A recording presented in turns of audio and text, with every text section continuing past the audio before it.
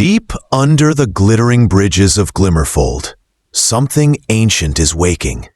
A blind girl named Mira can feel it stirring in the bones of the city, its pulse beating like thunder trapped beneath stone. While the world sees only shadows tearing through the skies, she hears their voices in patterns of light no one else can sense. The creatures are not here to destroy. They are here to reclaim what was stolen. And when they rise, the fate of the city will rest in the hands of the one who cannot see it. If you are new to the channel, then please subscribe to the channel and like the video and tell us where are you watching from. Now, let's jump into the story. In Glimmerfold, most people trusted signs they could see. Screens on skycars, progress bars on cargo drones, neon markets that glowed even at noon. Mira Thorne trusted something else.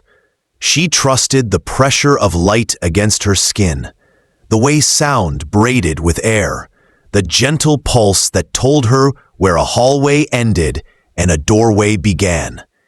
She had been blind since a fall of burning glass 3 years earlier, but the darkness had never been empty for her. It had patterns, it had textures, it had whispers. That morning, a thin vibration crawled through the apartment floor and settled in her bones.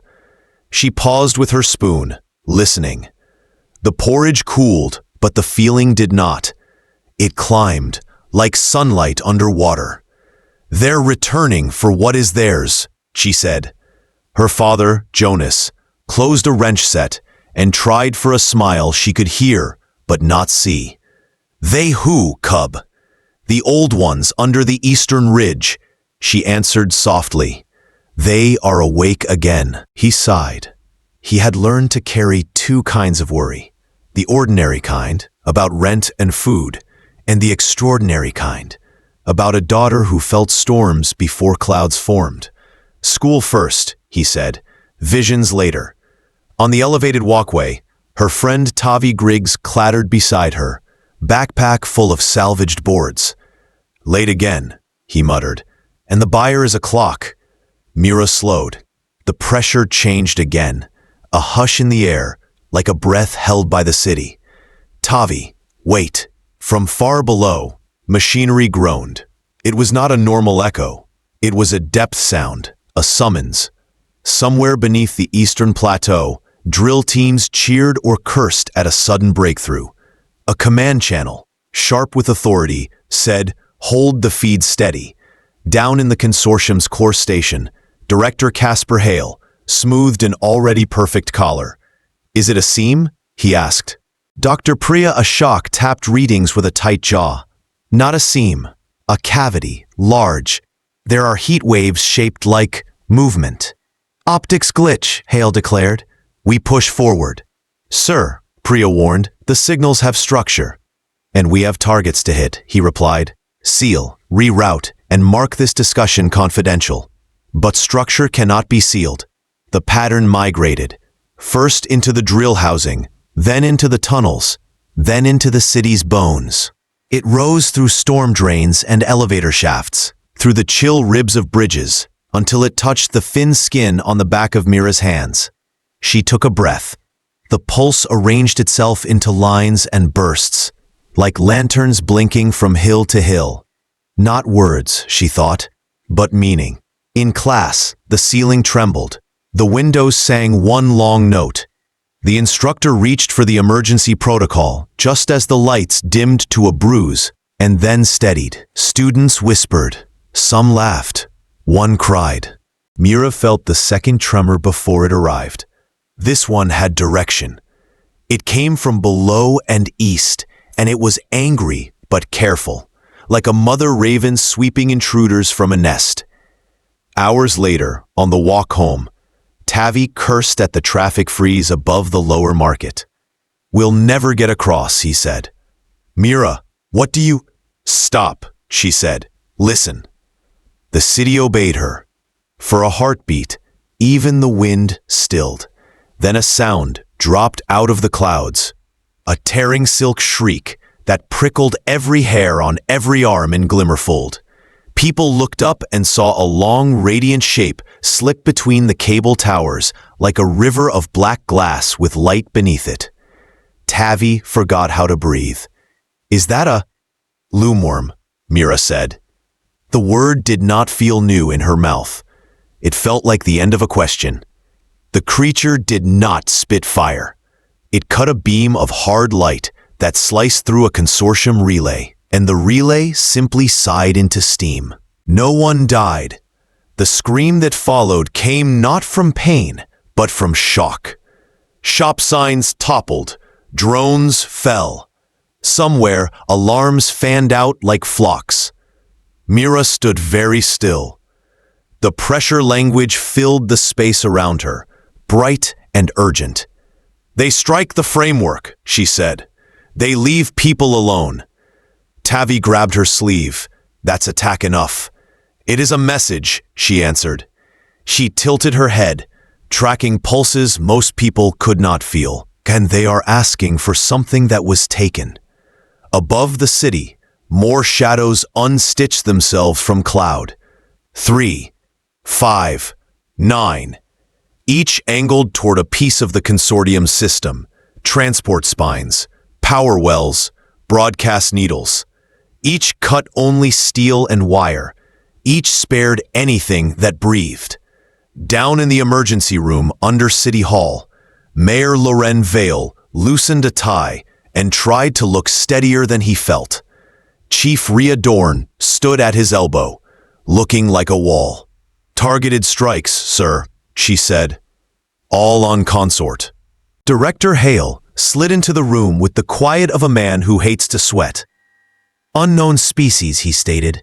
"We require force." "We require sense," Priya Ashok said from behind a stack of thermal charts. "And honesty. We broke into a chamber filled with shapes that match these signatures." "Minerals," Hale snapped. "We saw crystals." "They are not crystals," Mira said from the doorway. Everyone turned. Jonas hovered behind her with a face drawn by fear and pride. Tavi held a backpack tight to his chest, Mira's empty gaze fixed on something beyond the wall. "What are they then?" Chief Dorn asked. Mira folded her hands. "They are what spark tomorrow." And somewhere under the city, a heartbeat answered. The second day began with sirens, but not the kind that meant fire and smoke. These sang in long waves that warned people to stay out of tram lanes and clear the tops of the glass bridges. Commuters obeyed, more curious than afraid. Fear had cooled into fascination once citizens realized the loomworms were not hunting them. The creatures moved in patient circles above Glimmerfold, bright bellies glowing like coals tucked under obsidian scales. News drones hovered at the edge of safe air. Every feed flickered with the same questions. What are they? What do they want? What happens next? Inside City Hall, Mayor Vale looked older in the bright lights. "We need one voice," he said. "We need calm, a plan, and facts." Chief Rhea Dorn set her palms on the table. "My teams can hold perimeters and keep civilians safe. But if we show teeth, we invite a bite." Director Hale lifted a brow. "We cannot let flying weapons dictate policy. Our investors are not under those wings," Priya Ashok replied. She pushed an interface toward the center. The display showed shifting temperatures and low-frequency waves, a lantern map of the air itself. "See how they speak to each other in patterns? These are not random emissions. We speak through radio," Hale countered. "That doesn't make us gentle." The door clicked. Mira stepped in again, guided only by the rhythm of the room. Jonas and Tavi flanked her, protective but not blocking. "You called for facts," she said. "I have some." Chief Dorn's eyes softened just a fraction. "Go on." Mira told them what the pressure said. She described the pulse shapes as simple as she could. She made the air with her hands. Short bursts for yes, longer tides for grief, patterns like a braid for promise. Her fingers drew invisible diagrams that the room leaned forward to catch. "How do you know that is what they mean?" Hale asked. "I don't guess," she answered. "The signals cross my skin the way voices cross your ears. I learned their rhythm months ago." Priya leaned in. "Months?" Mira nodded. "After the accident that took my old sight, I found another way to see. The city hum has colors to me, even if those colors are only touch and sound. The old ones have been calling. The call grew loud this week." Chief Dorn crossed her arms. "And what is the call asking for?" Mira did not hesitate. "Return." The room stilled. Priya swallowed hard. "Return what?" "The bright stones in your sample vault," Mira said, her voice small but steady. "They are sleeping children." Even those who wanted to laugh did not. The claim sat in the air, heavy as a bell. Priya exhaled. "I told you the formation was wrong for inert crystal," she murmured to Hale. The density curves hummed. "Nonsense," Hale said, but the word lacked heat. "Show me proof." "Bring one of the stones," Mira replied. "I will show you something proof-shaped." An hour later, in a cordoned square near City Hall, a small crowd gathered. Media lenses blinked. The wind held its breath again. Tavi opened his backpack and lifted out a wrapped object. "My mother found this long before the drill teams," he said. "She kept it because it felt warm. We never sold it because it hummed, and because Mira liked to hold it." "I didn't like it," Mira corrected gently, cradling the thing he gave her. "It liked me." The oval lay in her palms like a slumbering lantern under stone. Its surface looked like frost and coal together. If you stared long enough, you saw a faint ripple beneath the shell. The crowd did stare, until staring became listening, and in the listening, they heard a thin sound, like the distant ring you hear after laughter. Mira lifted the egg to her cheek. The loomworms above the city shifted their circles. One dipped lower, and then another, and then a third. The pressure language filled the square like tidewater. "They know this one," Mira said. "They lost it years ago. It chose to wait near people." Director Hale folded his arms to hide a tremor in his hands. "Ebs do not choose." "I used to think eyes do all the choosing," Mira replied. "Then I lost mine, and I learned that choosing is larger than I imagined." Chief Dorn lifted her chin to the sky. "If they want it back, we should plan a delivery that keeps everyone safe." "Not a delivery," Priya said, the words surprising even herself. "A return, a ceremony." Mayor Vale rubbed his forehead. "The city will witness an apology?" "No," Mira said. "A promise." By late afternoon, the square was full. Engineers rolled out crates under tarps, what the consortium had once labeled inventory and now had to name as lives. Ordinary citizens, cooks, bus drivers, teachers, poet kids with chalk on their fingers, stood behind safety lines and held one another's hands. Above them, the loomworms formed a ring as large as a stadium roof. The light in their scales climbed and fell in phrases that made the cameras stutter. Every feed carried it live. Even apartments with cracked screens tuned in. Mira stepped to a chalk circle in the center. The egg in her arms beat against her skin, not painfully, only insistently, as if it had found its voice and wanted someone to hear. "They are asking who speaks for us," she said quietly. "The mayor speaks," Hale announced. "The city speaks," Chief Dorn countered. "The science speaks," Priya added. Mira shook her head once. "We all do. But I will begin, because I can hear them, and they can hear me." She turned toward the ring of wings and bright underscales. She did not use a microphone. She did not need one. What she said threaded its way through every throat and settled there. "We took what we did not understand," she said. "We will return what we took. We will change how we search for power. We will learn to listen. If we fail, you will know, and we will face you with open hands, not hidden reports." The pressure beat answered. Not a yes, not yet, but a question that felt like dawn. "Who will keep this promise?" the question asked.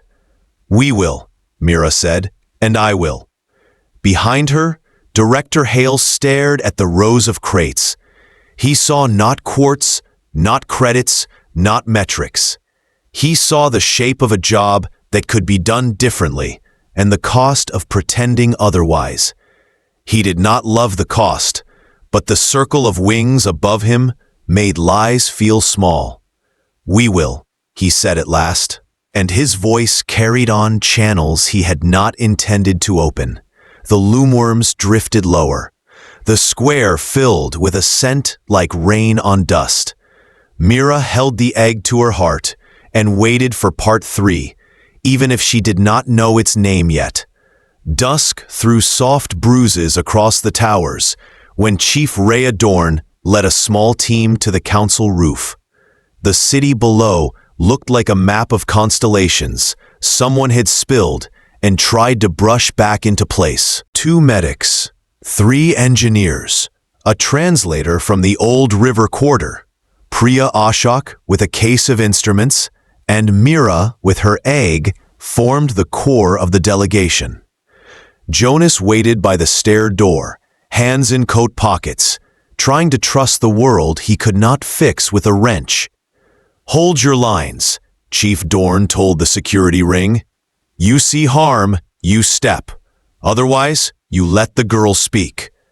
"I'm not a girl," Mira said without heat. "I am a person who sees differently." "Right," Chief Dorn said. "Let the person speak." Above them, wings folded and unfolded like sails. The biggest loomworm descended first. Its scales reflected the city's edges, throwing back a mirror of bridges and rails that kept breaking and reforming as it breathed. It hovered with a gentleness that felt impossible. When it settled, the roof thrummed. Loose bolts sang in shallow bowls. Mira lifted her face. "Elder Hearthscale," she said softly, naming the feeling the light gave her. "We are ready to live." A wash of pulses crossed the elder's body, running from horn to tail, then back again. The pattern scattered in mid-air and returned as warmth on everyone's skin. Those without Mira's strange sight still felt it in their bones. Tavi shivered and forgot to pretend he was not afraid. Mira answered by opening her hands. The egg pulsed in a rhythm like tiny footsteps. Hearthscale lowered its head until one eye, bright as a forge, reflected a small human and a smaller oval together. The first sentence the elder spoke carried the weight of years. It said, "Little keeper, you have held one of ours." Mira nodded. "I did not know its name. I only knew it liked to be near my heartbeat." The second sentence said, "You learned our light without theft or blade." "I learned because I lost," Mira replied. "Losing made a doorway." Priya's instruments spiked and then flattened, as if admitting their limits. Chief Dorn did not blink. Director Hale, who had arrived late and tried to look like he had always been there, swallowed when he saw the elder's attention pass over him.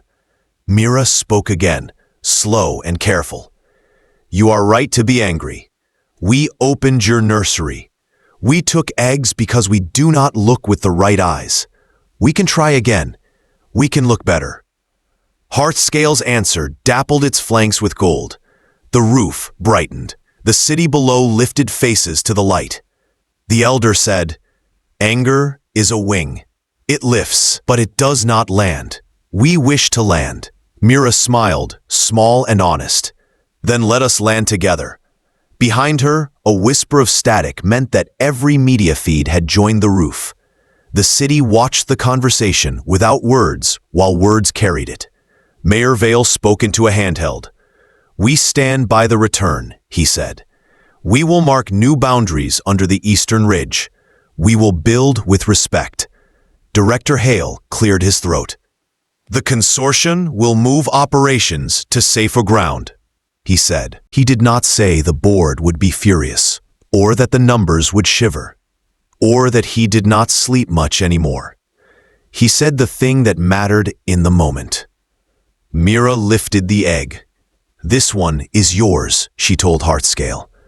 "But it also chose to stay where I could listen. If it leaves, I will understand. If it stays, I will take care." The elder's great claw came forward with a care that stunned the room into stillness. It touched the center of Mira's forehead. Not a scratch, not a bruise, only warmth, as if a sunrise had chosen a person instead of a horizon. For one breath, everyone forgot their roles. Chief Dorn forgot to watch the angles. Priya forgot to gather data. Tavi forgot to breathe again. Jonas remembered a newborn cry, and the moment he had first realized love is bigger than fear. The elder withdrew. Its scales flowed with a new phrase. It said, "Your sight is a bridge. The egg knows you as kin. It will sleep where you sleep until the right hour." Mira nodded, tears drying before they fell. "We make a promise now," she said to the cameras, to the roof guards, to the man with the perfect collar, to the city full of people who wanted a story that did not end in breaking. "We return every egg. We map safe passageways. We teach our teams to test for life before we drill. We create jobs that do not ask us to close our eyes." The elder turned to the ring of waiting shapes. Light moved across backs and wings, relayed and rebraided until the whole sky wore the same agreement. "Then we begin," Mira said. What followed felt less like a ceremony and more like a repair. Crates opened. Engineers carried eggs the way bakers carry fresh bread. Loomworms gathered, each with claws that shook from gentleness, not strain. Neighbors clapped without noise. Hands pressed to hearts. Strangers who had never spoken before began to share water bottles and stories about times they had been wrong and learned to be right. Director Hale watched an egg lift out of a crate and into the air. He remembered a childhood kite. He remembered a father who had told him that power is not always the same as strength. He squared his shoulders and prepared for the reports he would file. When the last crate emptied, the elder remained. It looked at Mira again. A final phrase passed over its body like a tide pulling back, leaving treasures in wet sand. It said, "Until new light." Mira bowed her head. "Until new light," she whispered, and the city whispered it back without trying. 6 months can change a city if the city wants it. Glimmerfold learned to want. The Eastern Plateau, once a bite mark of cranes and teethy drills, softened. Engineers built listening posts that looked like bellflowers and behaved like patients. Miners retrained as caretakers of tunnels, as mappers of places where touch could hear before metal could. Schools added a class called Light Languages. Beginner. People laughed at the name, and then signed up. Mira spent mornings at the interspecies room in a once loud warehouse, now quiet as a library. She sat with small teams, helping them feel the difference between signal and noise. She taught them the small pauses that mean respect. She helped them say, "We ask to enter," with a handheld rig that translated careful currents into phrases. She did this without preaching. She did this with snacks. Jonas joined a design unit that made bridges the loomworms could pass under without scraping, and plazas that collected daylight the creatures liked to bathe in. He slept better. He worked slower.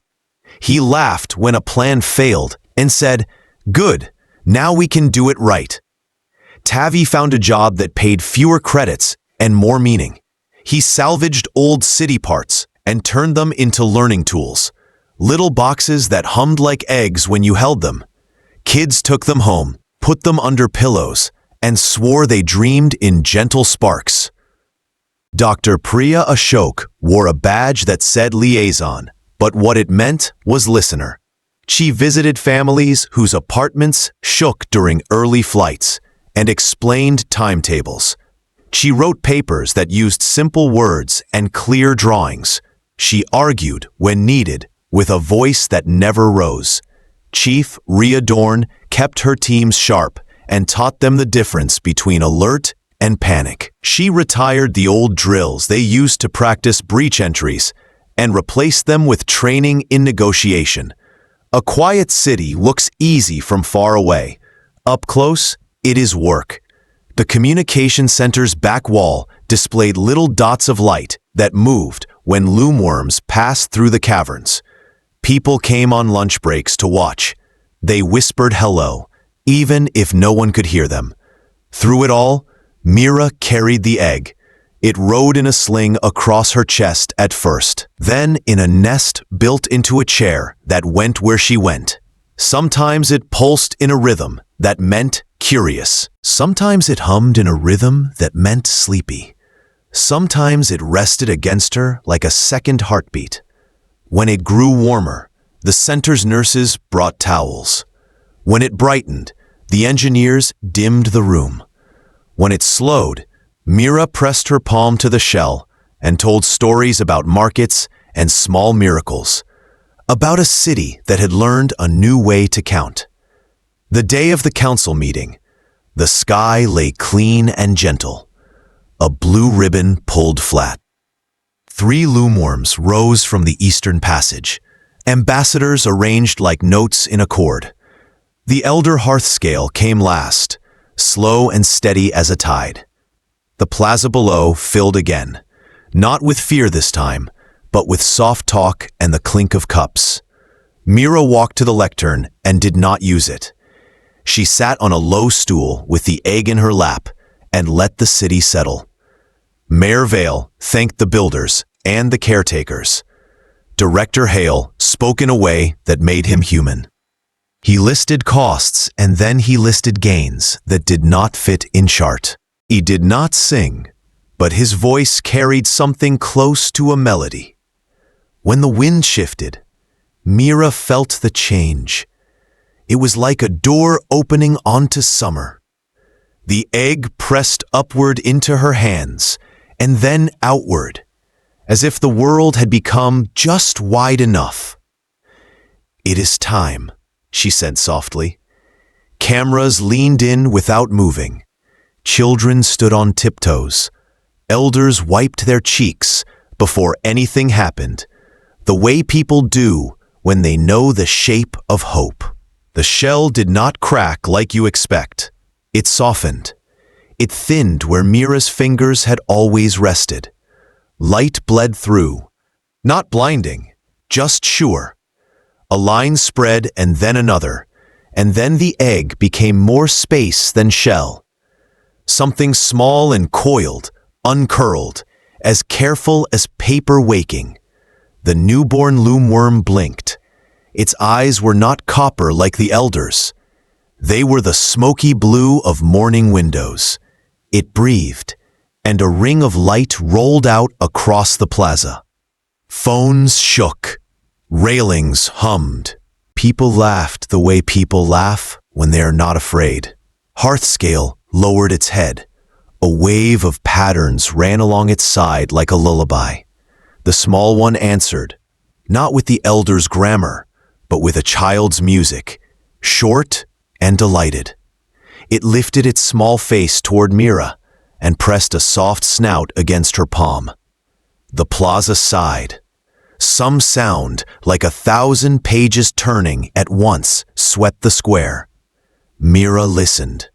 What she heard carried no demand, no warning. It carried an invitation.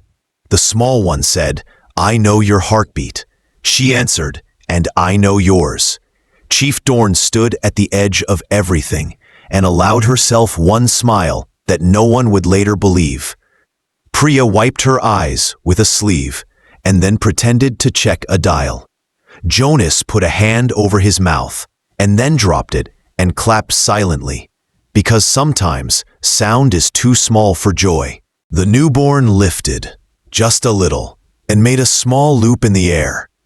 It wrote something as it flew, lines of light that faded slowly, so slowly that even the old screens along the plaza saw the message and held it. The words were simple enough for children and deep enough for councils. We share the sky. Mira tilted her head back and read it with her skin, with her new sight, with the place inside her that had waited years for this sentence. She turned to the microphones and did not translate. She did not need to. The city could read it without her. Hearthscale folded its wings. The ambassadors took their places in the air, like punctuation marks that promised more to come. Director Hale looked up and understood that a balance sheet can hold wonder if someone draws a new column. The small one curled on the edge of Mira's stool and slept, its light dimmed to a glow that made shadows friendly. The plaza did not go wild. It went quiet in a way that felt full, not empty. Later, when people told the story, they argued over where the miracle began. Some said it started with a drill that went too far. Others said it began the day a girl lost one kind of sight and found another. Mira did not argue. She only said, "It began when we stopped trying to win and decided to understand." That night, Glimmerfold looked up and saw nothing dramatic, only 3 far shapes crossing the moon and a thin ribbon of light that would not quite fade. The city slept as if someone had turned worry down at a master switch, and in the quiet center of the new communication room, the newborn stirred against Mira's hand, hummed a note that tasted like tomorrow, and dreamed the first shared dream anyone could remember. A city and a cavern, side by side, both bright enough to walk by. The end, until new light.